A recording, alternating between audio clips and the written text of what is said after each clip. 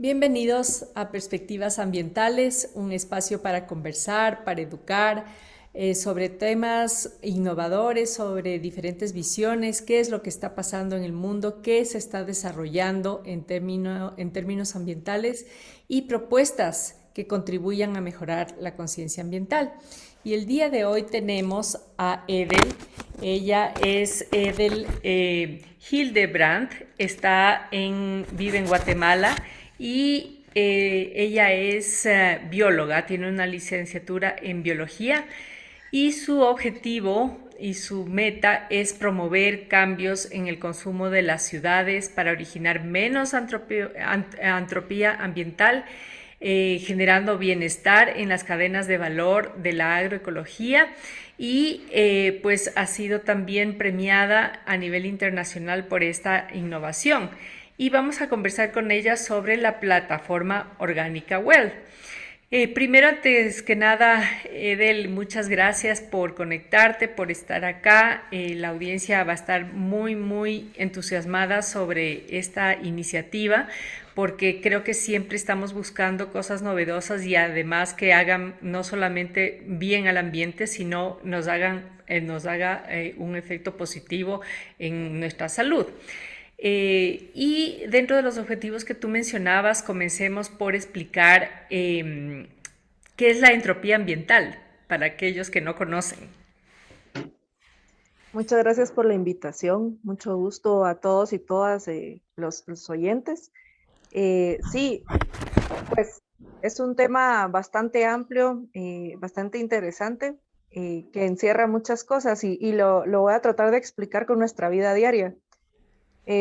Pues para todos nosotros, ¿verdad? Incluida yo, pues es bastante normal, pues abrir un grifo y que salga agua limpia, potable, que podamos consumir, ¿verdad? También es bastante normal que yo pueda sacar la basura separada o no y que alguien se la lleve y pues ya me deshice del problema, ¿cierto? Lo mismo que el tener una casa construida con los materiales que está construida, donde yo tengo un refugio seguro, ¿verdad? Son cosas normales, ¿verdad? Que vivimos día a día, pero todo esto tiene una historia, ¿verdad? De los materiales con los que se produjeron y la manera como llegaron hasta nosotros para hacer de nuestra vida una vida más cómoda.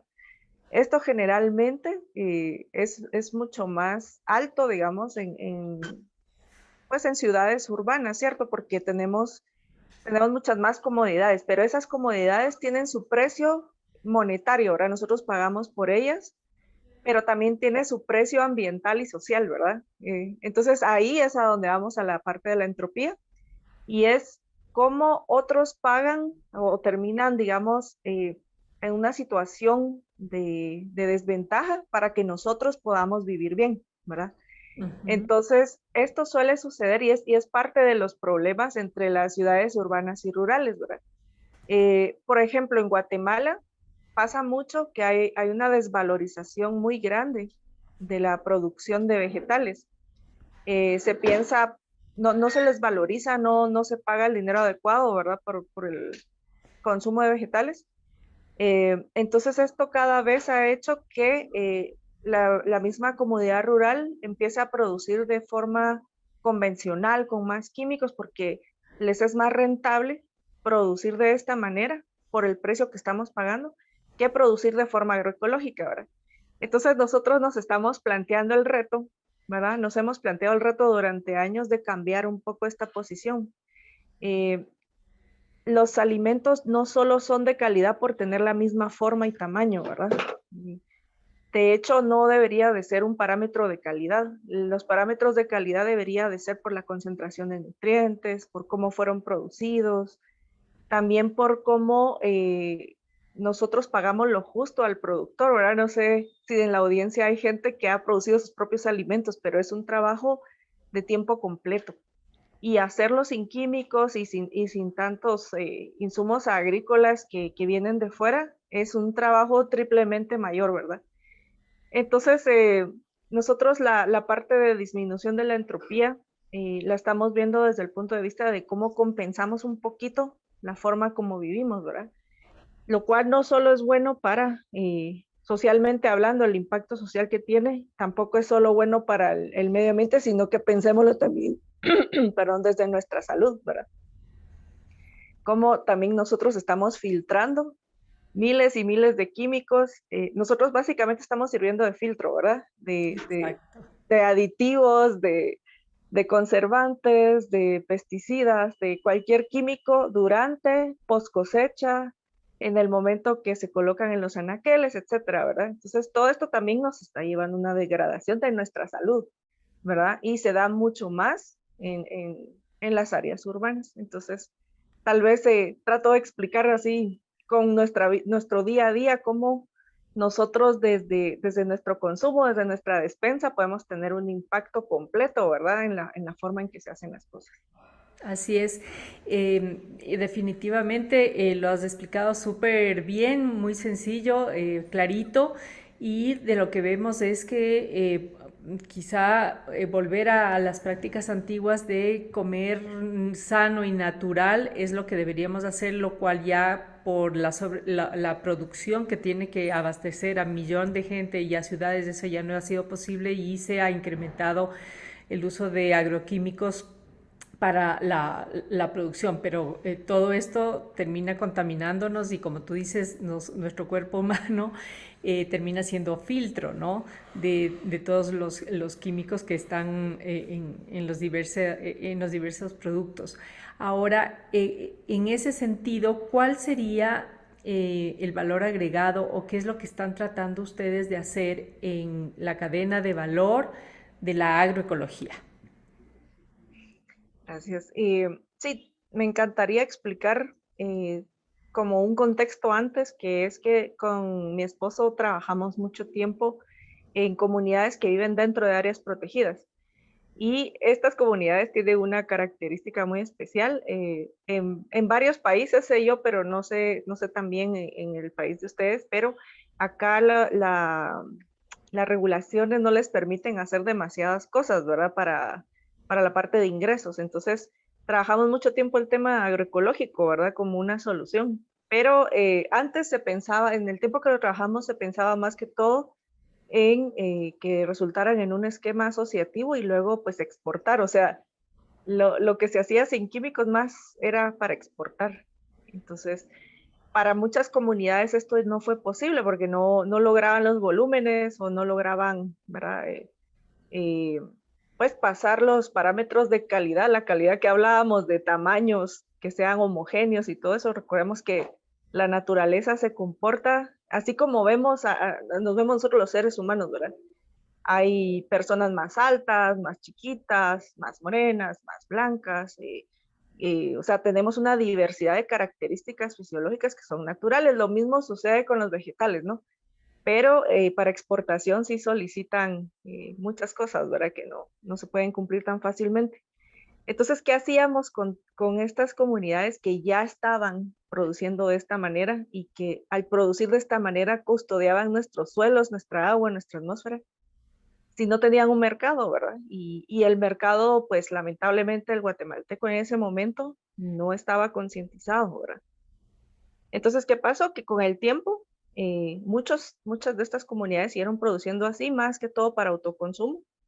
Eh, pero recordémonos que ha habido una degradación de la salud en enfermedades metabólicas pues, en las ciudades urbanas. Ujú.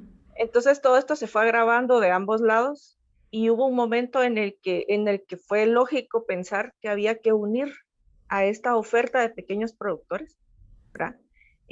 Con una demanda de gente que ya se había enfermado o que quería que sus hijos se previnieran más, ¿verdad? De este tipo de enfermedades. Pero no existían las condiciones adecuadas para unir al mercado porque normalmente estas comunidades están en puntos muy remotos del país, con poca accesibilidad a carreteras buenas. Incluso la producción es tan pequeña que casi en ninguna empresa les podría hacer caso por causa de eso, ¿verdad? Entonces nosotros fuimos los que agarramos prácticamente el tema de algo que parecía imposible de lograrse Ujú. y lo logramos hacer posible, ¿verdad? Entonces, toda la parte de acceso de justamente las barreras de mercado que son exposición digital, que para ello nosotros hicimos nuestra página web que funciona como un marketplace. La parte de logística, ¿verdad? Que es muy importante. Y logramos hacer varios puntos de acopio y pues como ir zonificando un poquito, ¿verdad? Para facilitar el transporte. También la parte de ventas, la verdad es de que hay mucha falta de comunicación, más por el tema de cosmovisión, ¿verdad? Ujú. Cómo yo desde el área rural miro las cosas y cómo alguien las mira desde el área urbana, ¿verdad? Entonces casi que es un traductor un poco entre ambas realidades. Tratamos también de hacer que tanto en el ámbito urbano como el rural traten ya de entenderse un poco más, ¿verdad? Sobre cómo mira cada uno la vida. Y pues también hacemos la parte de cumplimiento a los clientes, ¿verdad? Porque precisamente alguien en el área urbana necesita de cierta forma, ¿verdad? Recibir sus productos, porque no producen sus productos, ¿verdad? Nadie del área urbana produce sus productos, entonces hay una fuerte dependencia. Ujú. Entonces, también resolvimos esa parte para poder brindar ese acceso completo, ¿verdad? Entonces, ahora las personas en las áreas urbanas pueden recibir una despensa completa, pensada, ¿verdad? Gastronómicamente en lo que comemos, pues, los locales, y producidos sin químicos, y también que en todas las partes de la cadena ha sido contemplado el tema ecológico y de impacto social, ¿verdad? También nosotros le pagamos el precio justo al productor. Con nosotros ellos, de lo que paga el consumidor final, ellos llegan les pagamos entre el 36 y el 42%, cosa que si no fuéramos nosotros les pagarían entre el 3 o el 7% o hasta menos, ¿verdad? Entonces sí Wow. tiene un gran impacto, y normalmente son personas, las que producen así son personas que tienen índices de desarrollo humano muy bajos. Entonces esto Mm. también les apoya para seguir creciendo, ¿verdad? A base de sus ingresos y hacer otras inversiones. Puede Ujú. ser incluso alquilar más tierras o brindarle mejor educación a sus hijos, tener más acceso a agua potable. Sí hemos visto que ha tenido un impacto, ¿verdad? Claro. Em, Edel, y cuéntame cómo, o sea, explícame un poquito más cómo funciona la plataforma, es decir, el anclaje o la articulación que ustedes hacen es a través de la web, la plataforma se llama Toda la cadena de valor donde ustedes conectan lo uno con lo otro. Ponme un ejemplo de la comunidad que exporta XX, que exporta, o mejor dicho, que produce esto, se contactan con ustedes, ustedes le contactan y dónde va a parar esto, en qué mercados, en supermercados, la gente te llama, o sea, ¿cómo es? Bueno, casi que todo, ¿verdad? El 90% funciona en línea a través de nuestro marketplace. Nuestro marketplace tiene diferentes usuarios. Tiene el usuario del productor, que es bastante sencillo de utilizar, ¿verdad? Entonces ellos ahí pueden ver hasta sus estadísticas si quieren información y todo, ¿verdad? Ujú. Incluso la cantidad de pedidos. Y tenemos el usuario también del consumidor, que es un consumidor final al que le llegamos a dejar su despensa hasta su casa, pero también tenemos consumidor corporativo. Entonces, por ejemplo, restaurantes, emprendedores que necesitan materias primas diferenciadas, eh, y también ya nos han contactado tiendas, aunque ahorita todavía no tenemos ninguna, pero la mayoría de tiendas que nos contactan son tiendas gourmet, Mm. como más de nicho, ¿verdad? Más Mm. orgánico o gourmet, más ese es por ahí. Ujú. Eh, y pues también a ellos se les brinda el servicio, ¿verdad? Ahora, ¿qué pasa? Por ejemplo, una comunidad podría ser, por ejemplo, hay unos productores en Petén, de que están dentro de la reserva de la biosfera maya, ¿verdad? Entonces ellos tienen sus certificados y todo, y antes de hecho, hay una gran cantidad también de productores que antes exportaban, pero se les vinieron un poquito abajo las exportaciones a raíz del COVID y a raíz también de que China pues entró muy fuerte a competir con muchos mercados, ¿verdad? Mm. Entonces, necesitaron ubicar o colocar su producto de forma local. Nosotros solamente trabajamos con la gente local de áreas urbanas, que es quien tiene el poder adquisitivo para poder comprar los productos, y también como que ya están, em, más convertido, se podría decir, al tema del consumo consciente. Ujú. Entonces, voy a poner este ejemplo porque ellos antes exportaban, después les tocó ver cómo se ubicaban en el mercado local, se aliaron también con nosotros y Ujú. pues nosotros dentro de las despensas ofrecemos la miel en diferentes presentaciones, ¿verdad? Eh, si alguien, por ejemplo, un consumidor más corporativo desea la miel, también se le puede vender en forma de canecas. Ahora, ¿cómo hacemos para que funcione el sistema? A través del tema de suscripción. Las personas tienen que encargar sus productos. No funciona igual que los anaqueles de los supermercados, que se compra, digamos, al por mayor y se mantienen o se conservan, porque esa vida de anaquel también requiere uso de químicos. Entonces, estamos tratando de ir al revés, ¿verdad? Entonces, Ujú. para obtener el producto más fresco, sin uso de químicos, entonces la parte de anaquel le toca al consumidor asumirla, ¿verdad? Entonces, nosotros más utilizamos puntos de acopio en diferentes escalas, ¿verdad?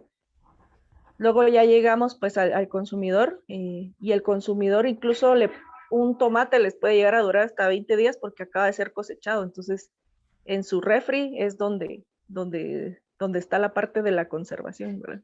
Ujú, ujú. Perfecto. Quisiera en este momento, Edel, hacer una brevísima pausa para agradecer obviamente a nuestro auspiciante, Gira, que es una empresa filial de la Corporación Favorita y que trabaja para la implementación de la economía circular.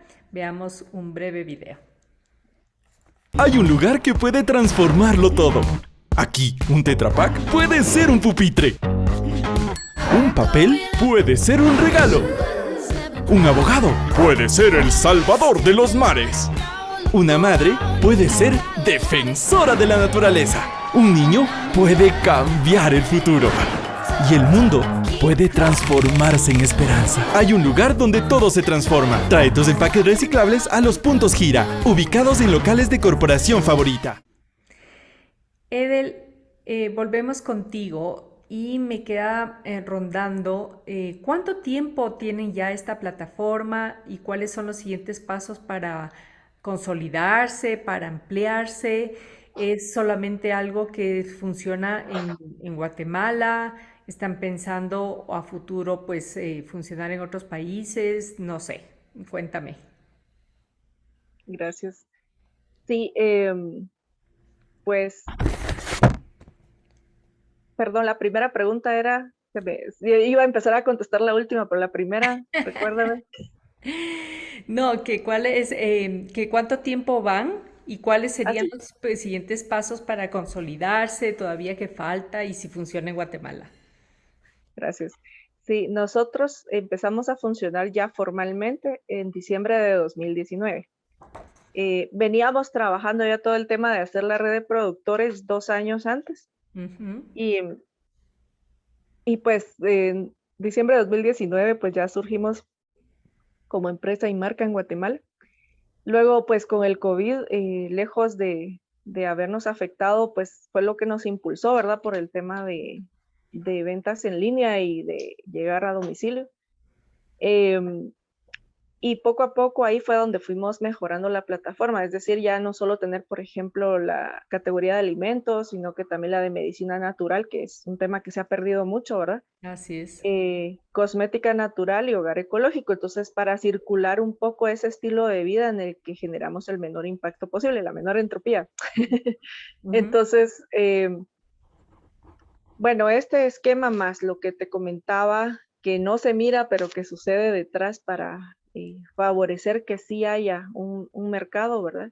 Ujú. Esto es lo que se constituyó como plataforma y de eso es de lo que hemos venido aprendiendo. Entonces, toda esta parte, todo este conocimiento, nosotros lo vemos útil. Actualmente solo estamos en Guatemala, pero sí tenemos el plan de hacer una expansión hacia otros países con historias similares a las de Guatemala, ¿verdad? Que tengan una gran cantidad de pequeños productores agroecológicos, ¿verdad? En el interior del país que necesitan ser conectados con un mercado local.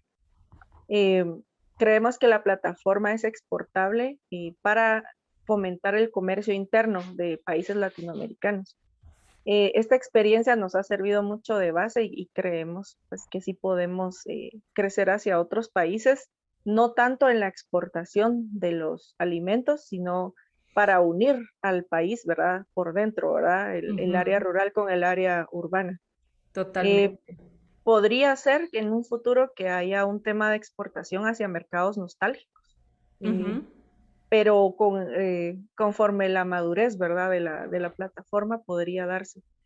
Eh, y ese es como el plan que tenemos ahora, ¿verdad? Y al consolidar ya Guatemala, que todavía nos hace falta un poco más, ¿verdad? Seguimos creciendo en número de productores, por ejemplo, y en número de consumidores poco a poco. Queremos consolidarnos acá y con esta experiencia, pues ya podemos decirle a otro país, bueno, podemos hacer alguna alianza para ver cómo Sí, también podemos sí, hacerlo. sí, sí.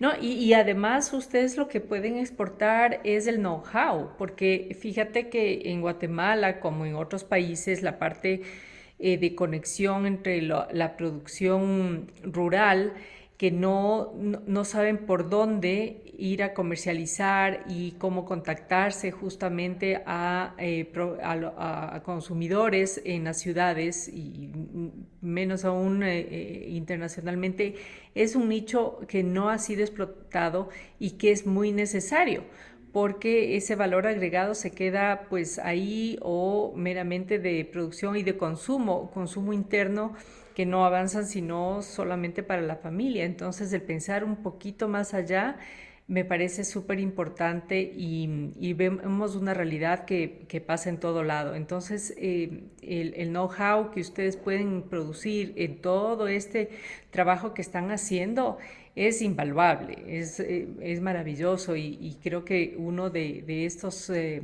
del objetivo de este programa es dar a conocer estas experiencias para que la gente sepa que hay en otros lados y que pueda también mirar, contactarse, llamarte y ver qué nomás se puede hacer en otros lados, ¿no?